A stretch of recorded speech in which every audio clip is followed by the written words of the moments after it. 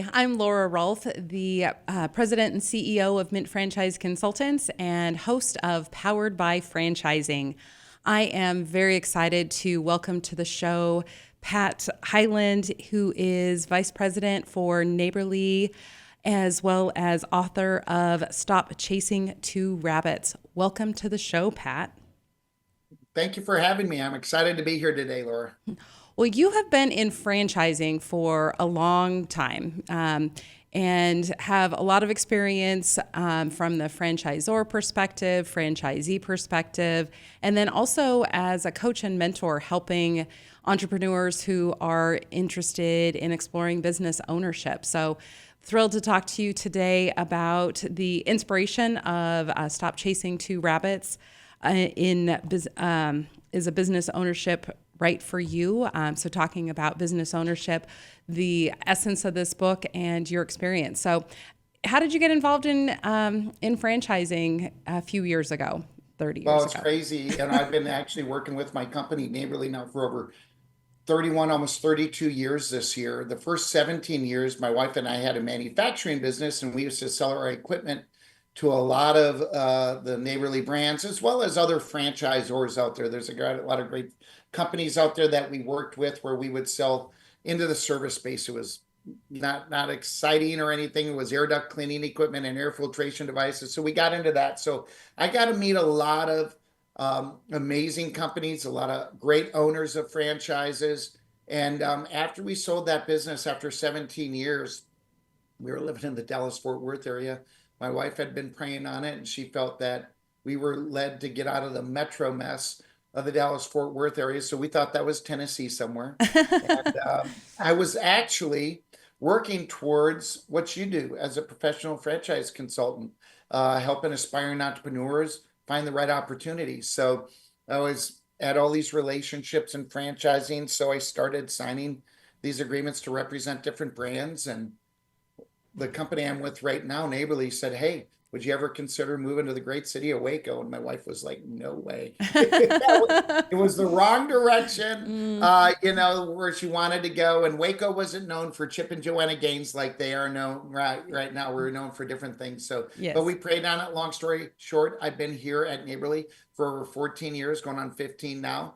But also in franchising, what I think is where it's also relevant is, I love this. I love this industry. I love this space, and I actually drink my own medicine, is what I say.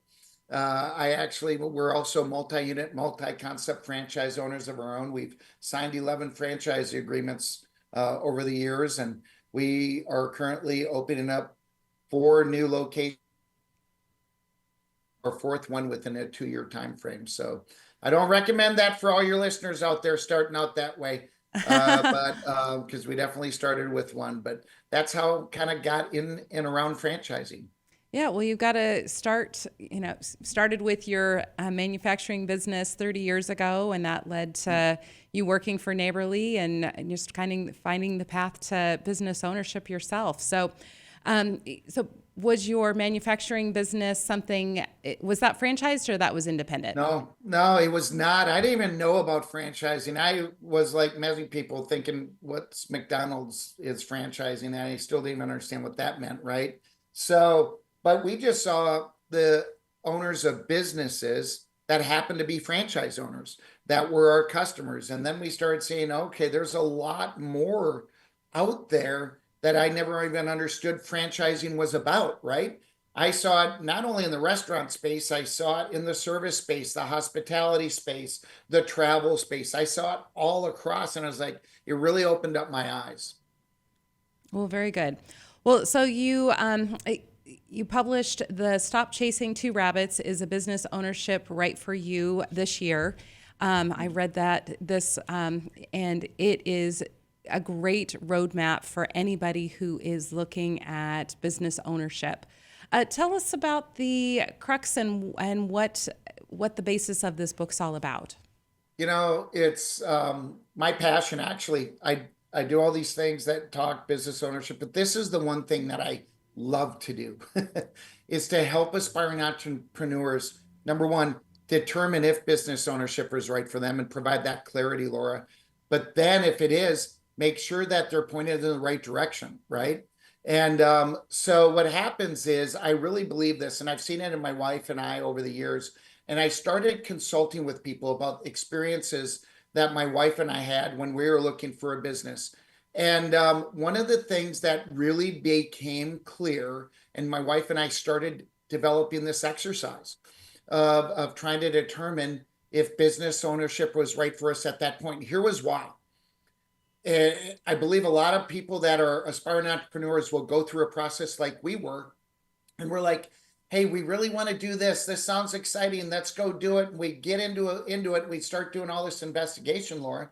And then all of a sudden we'd say, oh, so are there any other opportunities out there? Or can I talk to more franchise owners or whatever? And the reality was, my wife and I got to a point where, like, we just honestly don't know if we're 100% committed that this is the right thing. So we created this exercise that's in the book, which is called a 4-box. And because if you've ever heard the old adage, the name of the title is Stop Chasing Two Rabbits, Confucius says, a man or woman who, chases two rabbits, rarely catches one. Well, why that's important is because, Laura, finding a career today, do I go out and pursue a career, the next opportunity to help me achieve my dreams and goals? That's a full-time job. Yes. And then to go out and to find the right business opportunity to help me achieve my dreams and goals, that's a full-time job. And what we found is, a man or woman, somebody that does not have clarity on which path to actually take, and they try to do both at the same time, they do themselves a disservice, and they end up not achieving even close to what they should have. Yeah, people can get stuck, Pat, and in the crosshairs, and fear can be paralysis by analysis of, should I do this or should I do that? And so in the book, I love the 4-box concept, and you start with box 1 of, writing down all of your dreams and goals. Tell us a little bit about your dreams and goals, and how you and your wife walked through this exercise together to make sure that the two of you were aligned. Yeah, that list is long. And there's a lot that have been scratched off over the years, which is great, because I was coaching a husband and wife earlier today. The thing about dreams and goals is they change over years because you accomplish them, or things that were important to you then aren't as necessarily important. And the one thing I'll share with you, Laura, and really if your listeners, is when I ask people to list out their dreams and goals, the most important thing isn't what the dreams and goals are. The most important thing is that they take the lid off to make sure that they can list their dreams and goals. So many people try to be too practical. I mean, it's, where do you want to live? Do you want to own a lake home, a beach home, a mountain home? Do you want to own all three? Do you want to travel the world? Do you want to, one of the goals my son and I have now is we want to be on one of the first Virgin Galactic flights to outer space. Listen, I'm not ready to pay the $250,000 per seat right now, Laura, but it's a big dream and goal that we have, that we aspire to. So it's not as much what the goals are, but take the lid off and not be practical. One of them over the years was, and my wife and I achieved this almost 5 years ago, was we wanted to be able to take our extended family on vacation at least once a year at our own expense. Why? Because family time is so important to my wife and I. And a lot of times what happened was we would want to go and do things with family, but they just couldn't afford it. So we got to a point to where we financially got to a point in our life to where, we just took a vacation. We took 17 of us down to a resort in Cancun. And it was the most amazing time this last December. We're doing another one, but we're doing a cruise over this New Year's Eve for a 7-day cruise down to Belize and Honduras and all that, Mexico. So it's one of those things that we scratched it off, but we keep replacing it with other things.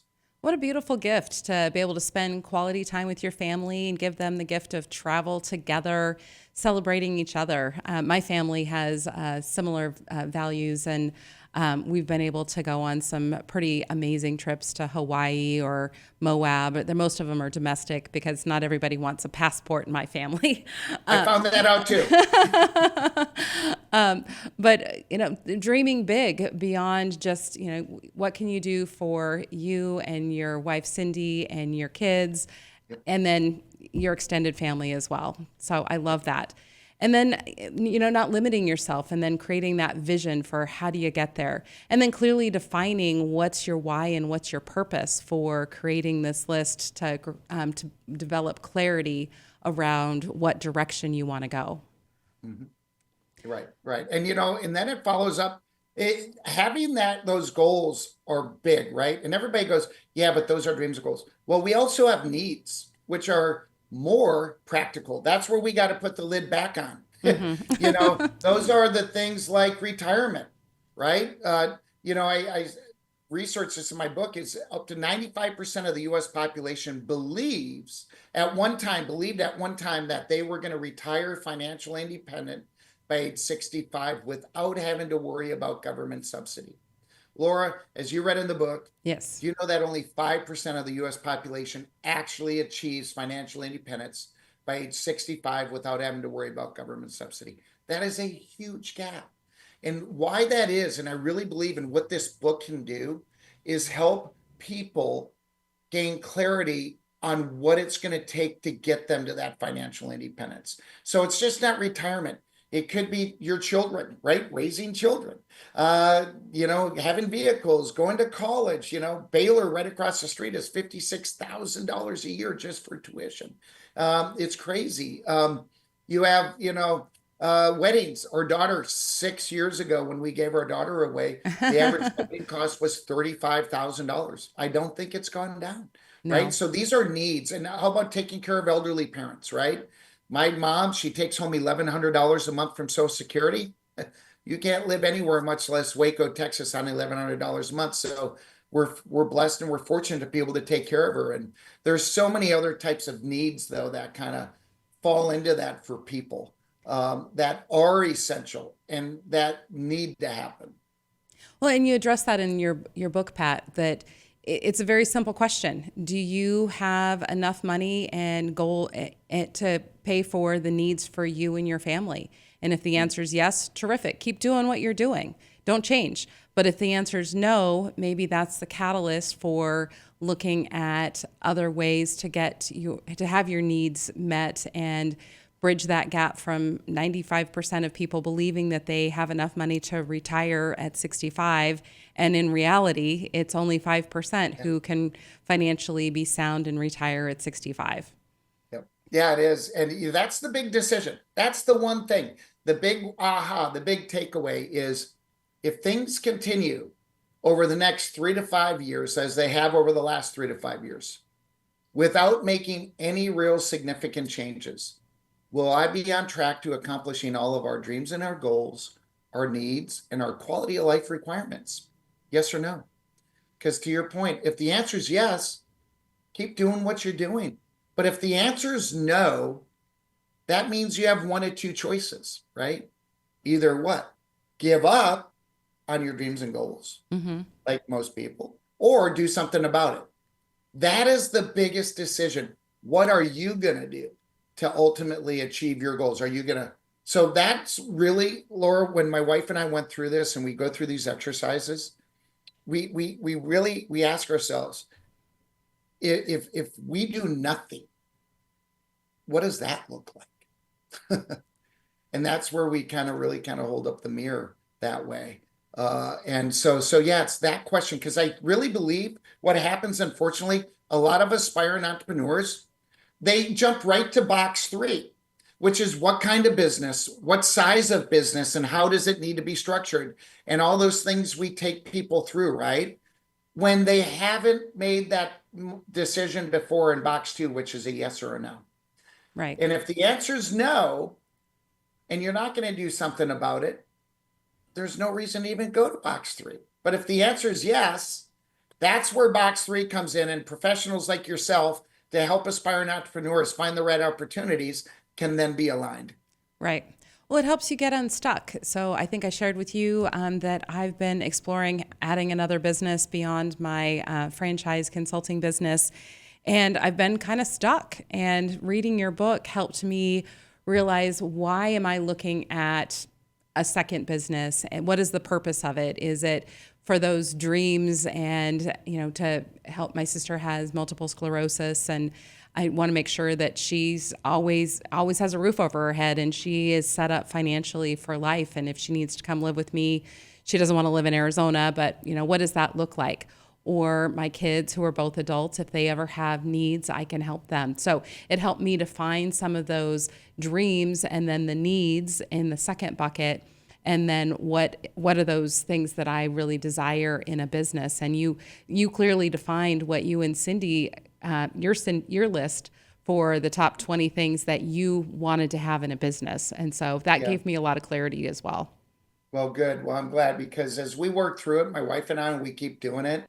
One of the things is, and I love that about your sister, because as you know through the book, our son, who suffered a severe traumatic brain injury during his gymnastics accident, that was our drive to make sure, God forbid, something happened to us, that you know, Blake didn't go to an institution if my wife and I weren't around anymore, that he was cared for at the level we wanted the rest of his life.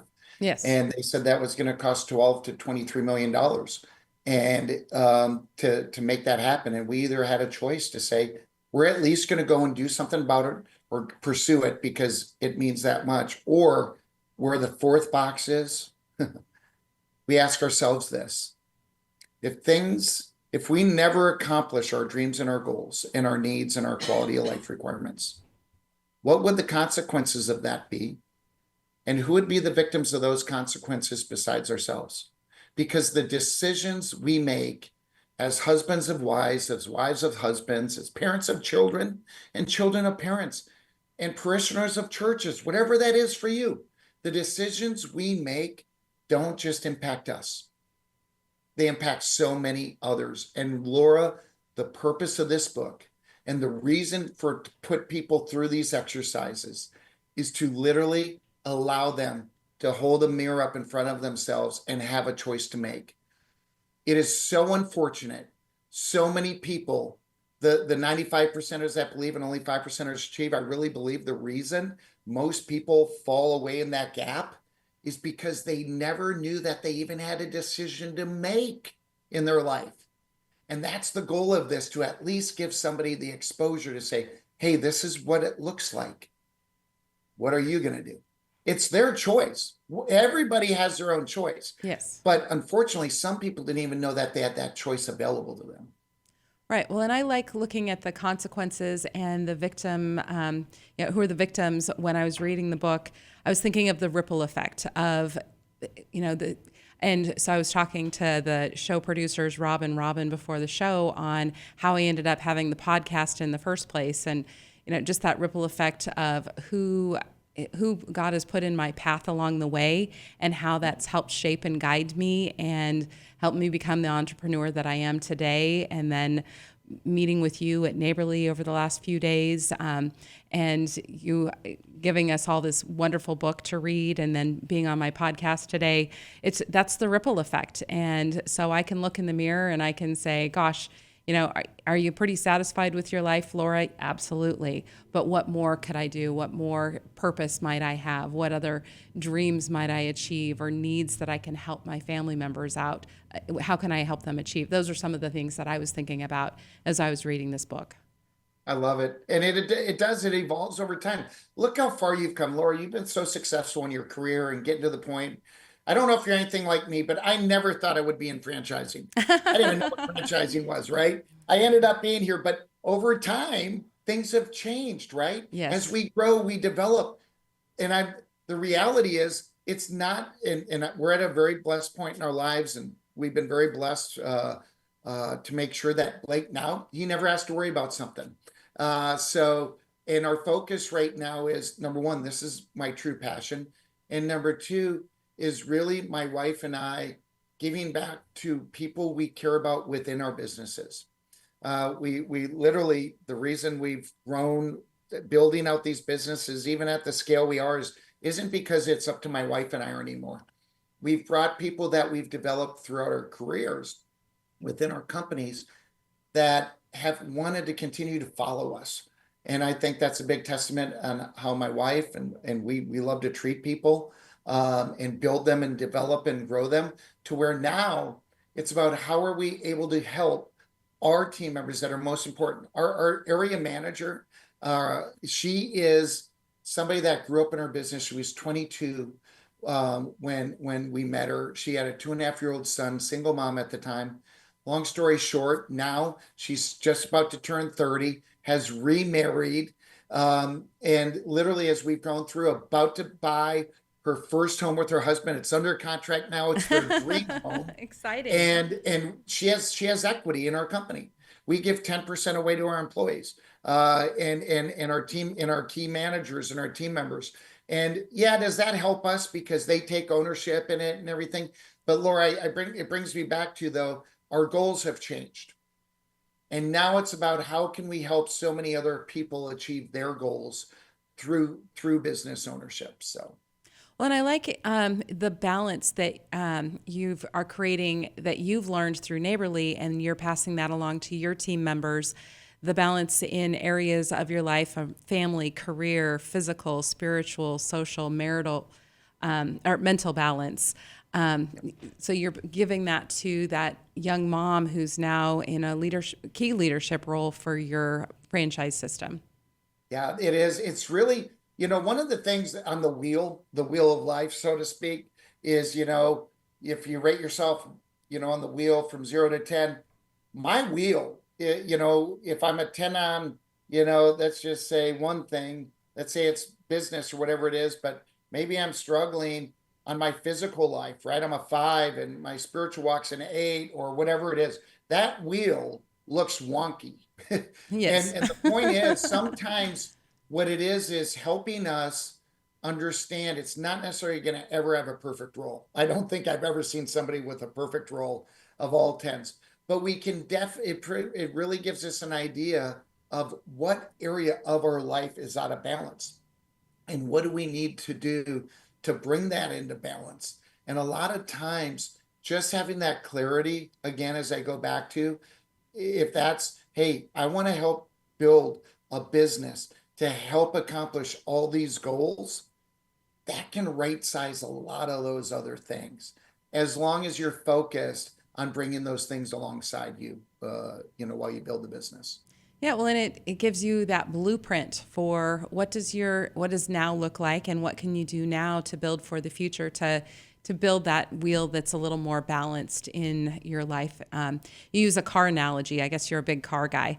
That you don't know how to build cars, but you like fast cars. You love cars, so it's good to be in franchising, and it's good to have a blueprint to move forward. So, Yeah. want to expand on Well, that I'll a little share bit? that. Listen, I believe even a lot of your listeners are probably smart enough, Laura, to go out and start a business and you build it. But if they're anything like my wife and I, my wife, as you'll read in the book, she doesn't have a college degree. She, long story short, you read, I want to get into all that, but the reality was my wife was amazing in business for other people. She would typically go into most companies, grow to the highest level within an organization until you needed a degree. And that literally shrunk her spirit. And I felt so bad because I said, first of all, that's not your identity and who God says you are, and you're amazing, and don't worry about that. Well, my wife, Laura, went in, and after our son's accident, she literally could have been smart enough to hire all the experts, spend all the time, spend all the money to figure out what works and what doesn't work. But back then we had much more limited capital. We didn't have Mhm. as much runway, right? So we said we need to be able to go out and find a proven system, a proven model to where we could literally, as you said, put the fuel into the engine. And so therefore it took off all the way to the point when we sold our three of our businesses to a private equity company. She left that company with over 1,100 franchise owners as the number one franchisee in the system. So I encourage your listeners, it doesn't matter how old you are, how young you are. Doesn't matter how much money you have, how little money you have. Doesn't matter what your education level is. All that matters is if you will do what most will not do for just the next few years, then you can do what they cannot do for the rest of your life. You've heard that over and over, I'm sure, but it truly comes to life when you know why you're doing what you're doing. Yeah, and there's, power in having a purpose and having a vision and direction. And it's also the people that you meet along the way. Can you talk a little bit about how mentors have played a role in your life, Pat? Man, mentors have shaped everything. Everything that's in this book, I didn't acknowledge it in my introduction. There's mentors in there that I've had throughout my life. And by the way, mentors in business, but in all reality, I really felt we go back to that wheel of life. We can really have mentors in each one of those. Career financial is definitely one of them. But what our physical life, right? Have coaches and mentors. Our spiritual walk, I have people that help me walk through that, not only to enlighten me through where I'm going or whatever it is, but also hold me accountable in all these different things, right? So the one thing that I have always really been open to, and it hasn't been tough for me, is I'm willing to take advice and I'm willing to literally be coached and learn from people that have already been there and been successful. Because that old adage, hang around the flagpole long Mm-hmm. enough with most people, you'll end up being there. What's the other one? Zig Ziglar says, um, when the five people that you hang around with are who you ultimately become, right? Mm-hmm. And your sphere of influence, right? Well, it's true. That's what I need from mentors to guide and direct me. But you know what mentors can't do, Laura? They can't kick you in the butt, make you go out and actually do it. They can encourage you to do it, but it still takes you internally. And when you know your why, you can endure anyhow. Because I truly believe that, I was just talking to this couple earlier today because they're like, boy, I know it's the change. I know I need to do it. I'm just nervous. And I said, that's normal. Yes. That's normal because truly, I really believe this, that the fear of change is ultimately never overcome until the benefits of the change are realized. So you may not so if you realize, you and your spouse, or if you just are want to start a business on your own, that you're going to do it, a lot of that goes away because you have clarity, but not all of it.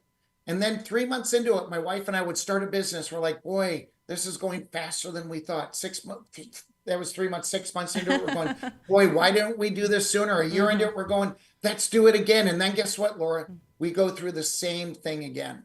And so that is so normal. After 11 times of doing this, we still go through that psychological process. Right. Well, and you, with Neighborly, also help aspiring entrepreneurs go through the same process. So you can talk about your experience of that fear, which is normal, the Yep. stuck, and how do you find clarity to get unstuck. Help, so you're guiding more than 2,500 entrepreneurs in, can they get unstuck, and is business ownership the right direction for you? So I love hearing stories. So do you share any other examples that you can share of helping people get unstuck? Yeah, I'll share this with you because this was my final thing before Cindy and I ended up making a commitment of over $730,000 in our first, business. I talked to a guy out of Scottsdale, Arizona, as a validation, right? Mm-hmm. Validation is such an important part of this process. And I remember we were on the phone with him, and he was a successful owner, and I was kind of nervous. I was all the things we just talked about. And I remember when Sam said to me, he goes, Pat, Cindy, let me ask you a question. What if we're right?